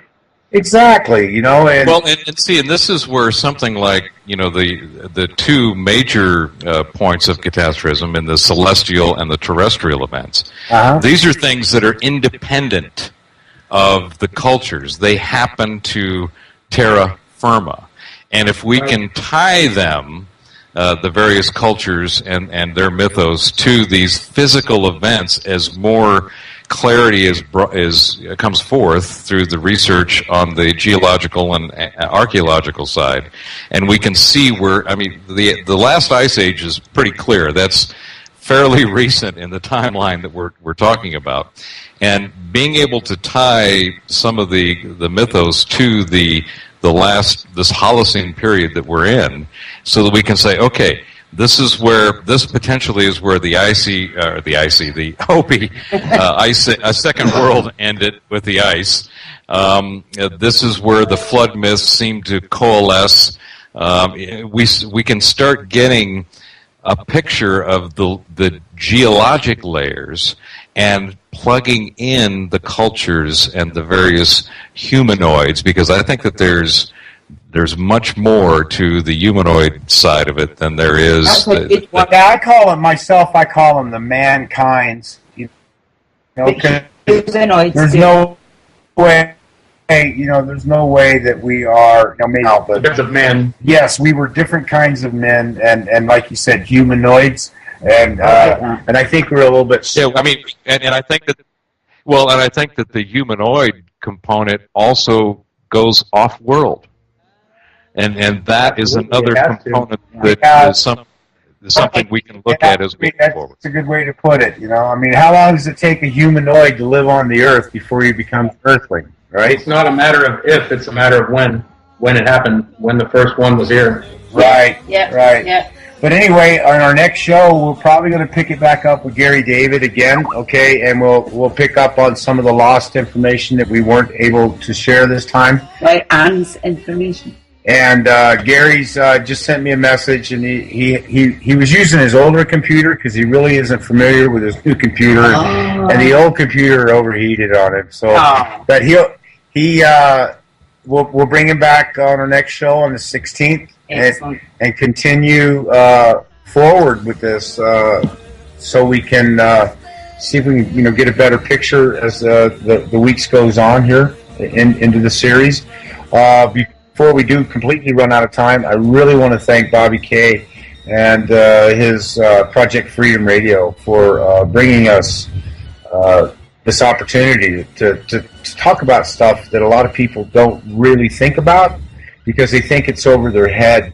Well, the thing is, it's really not, because there's a lot of us out here now trying to really bring a clearer picture of what is going on and what did on a basic level. We're not trying to spin anybody's head or anything with this information. We just want people to know it, because it's the USOKS belief: if we don't know our past, we're not going to know our future, and by knowing our past, we can know what to expect in the future, and we, as a global unit, can do something about preparing for it. And we know it's coming. It's right around the corner, and catastrophism is something that can be beaten to some degree.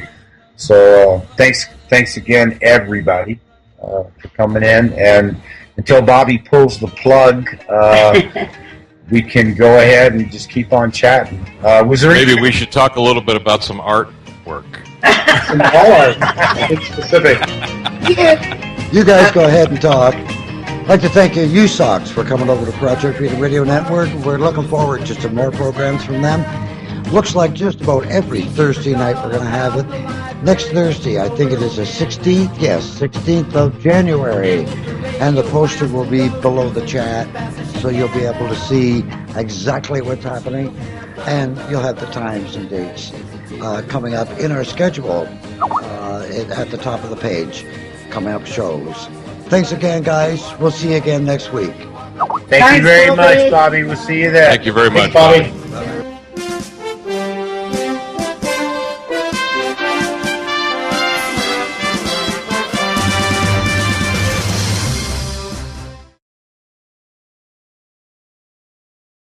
View basically took and said that all of those geologic processes happened at a very regular pace and smoothed intervals.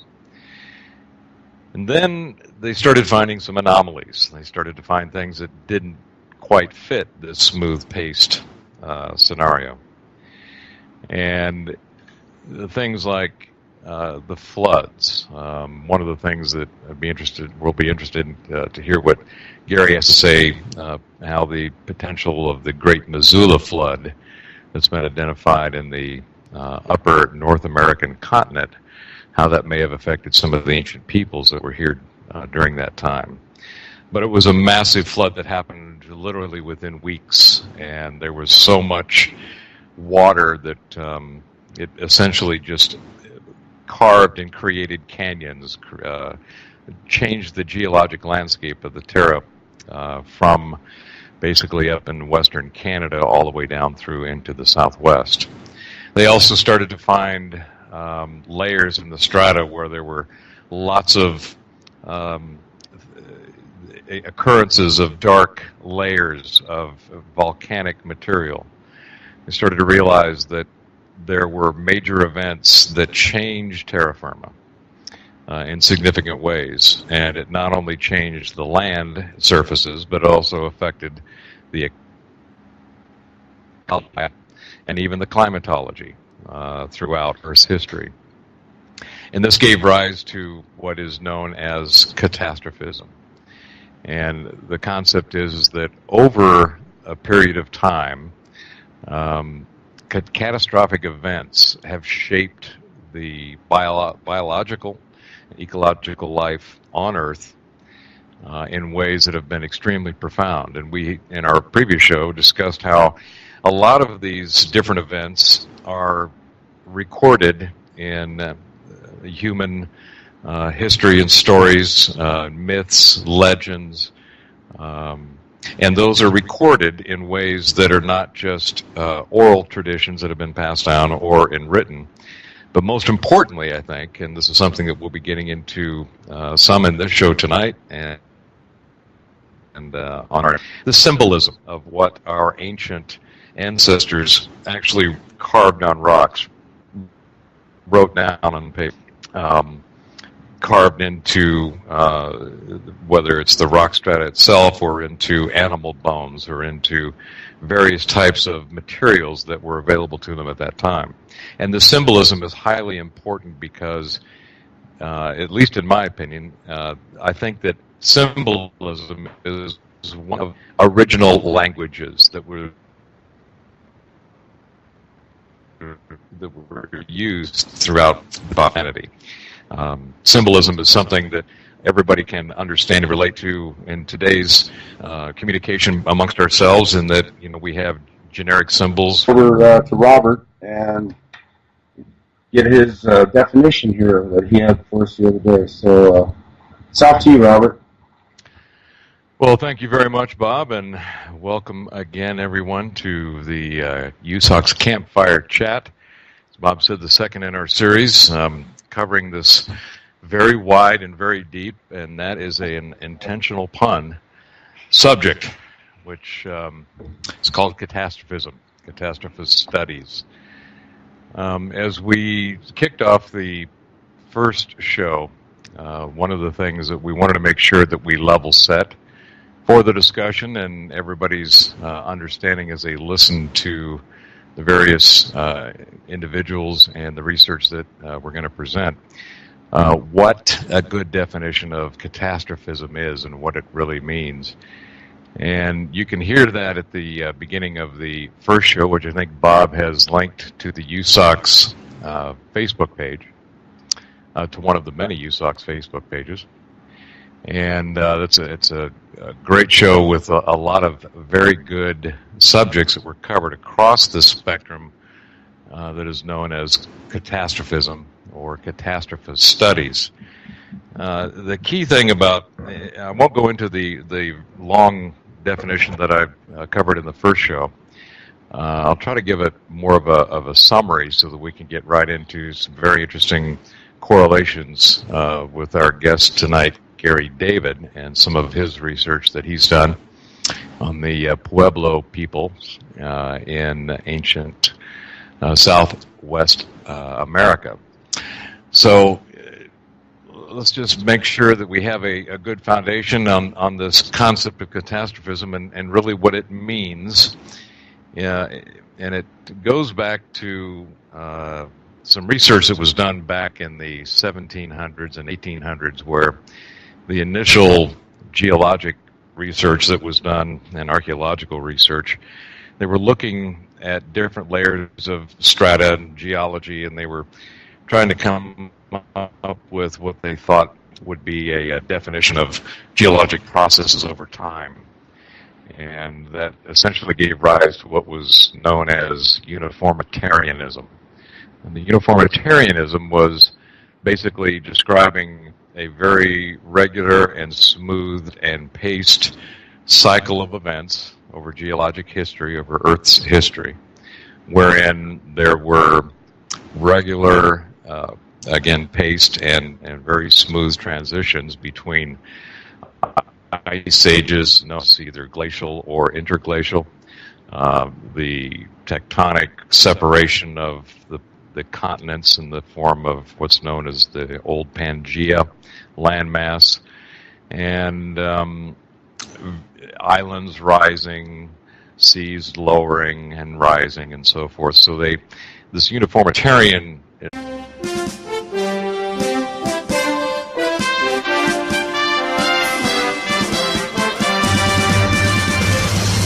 Yeah, we're working on. Actually, that's the umbrella, the catastrophism.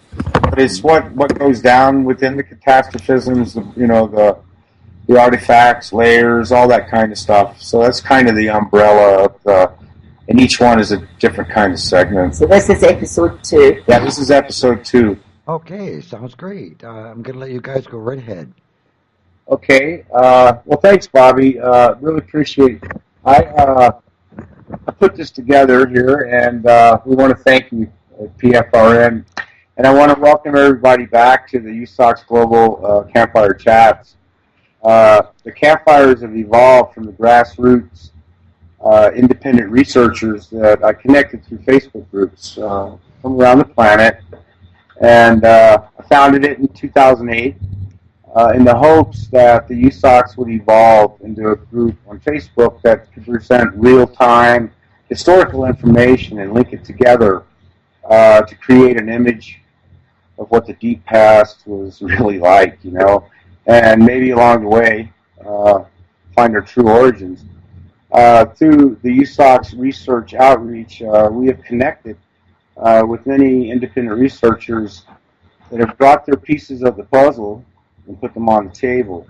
The internet now allows us to connect across the oceans and continents in seconds, and we have to say one for us finally.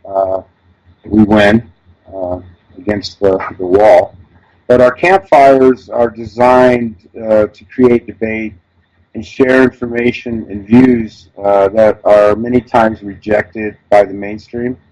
So I asked myself what culprit could hide in plain sight that could help us fill these holes in understanding the depths of our timeline, that that something that would bond the fractures and give us reasons for our failures to link these layers of time correctly. And along this long slithering word surfaced, and once I learned how to spell it, I learned how to pronounce it. And that was catastrophism. And that was the answer that rose as to what would link so many of these possibilities, so many of these major events that were so bad in the past. All we have is these little fragments we have that's been passed down from the early beginnings of time. And, I'll step off my soapbox here with a quote from Jesus Camara, my friend here down here in Peru. He says, "Science to this day in the third millennium can't satisfactorily address, much less explain, our human origins." So thanks again for tuning in. This is the second show on Catastrophism, and I would like to pass it on over for start, stop, go, colors, and so forth, where there is no words that are needed. You see the symbol, you see the sign, you know what it means. Of course, that also applies to interpersonal symbology as well, which people will see in cases of road rage, etc. But that is essentially what catastrophism and why it's important. We got into this subject in greater detail on the last show when we briefly touched on, which I know we'll get into in more detail in the next shows coming up. But in some of the records that we have of not only the current Holocene era that we're in, which is essentially since the end of the last ice age up through present, we see that there were a number of civilizations that came and went. There have been some geologic discoveries that have indicated that there were some extremely strange and very powerful events that have happened over this last 12,000 years, essentially, that caused either the end of current civilizations. The Mayans come come to mind, and or the rise and or fall of other civilizations, particularly in the European theater as well as down in the African continent. But it's also very evident in other places around the planet. Indonesia, all of the Nesias, Micropoli and Indonesia, all around that region. Across the Indus Valley is another great example of apparent catastrophic type event that happened to the cultures during that time. But we also touched on prior to the last ice age. As we know, those of us who have been studying and following the finds of human history, Göbekli Tepe, a recent find over the last 10 years, is just basically changing the entire paradigm of the timeline that we have been spoon-fed, for lack of a better term, as to what the actual evolution of human culture and civilization has been. And we postulated that at the end of the last ice age, it was really more, as opposed to the way it's been presented by orthodox and mainstream science, which has been that we went from hunter-gatherers and came through this last ice age, and then civilization flourished. We look at it as it's most likely, or more than likely, something that was more along the lines of a rebooting of civilization. Because when you have examples like Göbekli Tepe, you have Yonaguni over in Japan. You have a number of undersea ruins and finds of civilizations that obviously existed tens of thousands of years ago, that were highly advanced, that have now been subsumed by the rise in the ocean levels and sea levels as a result of the melting of the last ice age. So we postulated again that these civilizations go back much, much further, and the records that we have found to date, as well as the speculative research into some of these finds, indicate that these civilizations go back potentially 100,000 years or even more. And there is a regular pattern in the symbology, in the language, in the mythos and the legends of catastrophic events that occurred with each one of these civilizations. So that is the basic and probably long-winded view of catastrophism and why it's important and why we think, as Bob said, there are many, many layers to the entire history of human civilization. And they seem to be interspersed with events of catastrophism, catastrophic events that changed the paradigm of whatever social experiment and or order that was going on at any given time or place around the world. So, with that, what I'd like to do is our guest tonight, Gary David, is an author, an independent researcher, and a gentleman who has put together a series of books that is focused on what he has found in the American Southwest.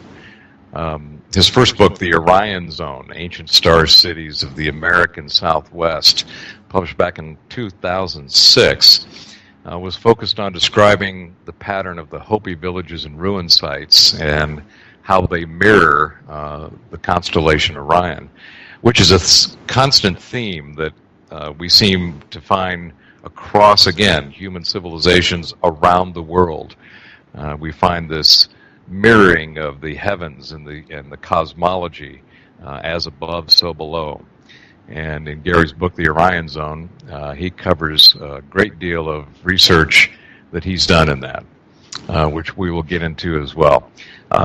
He's got 3 other books, Eye of the Phoenix, Mysterious Visions and Secrets of the American Southwest, The Kivas of Heaven, Ancient Hopi Star Lore, and Star Shines and Earthworks of the Desert Southwest. All right. Well, we apologize for that little technical difficulty, but in the world of technology, it is a difficult place to be. But now that we have resolved that, Gary David had been talking about some of his research regarding the ancient Pueblo peoples of the Southwest. And one of the things that I know that most of us are familiar with to some degree, but very interested in, is how the ancient people of the Southwest in their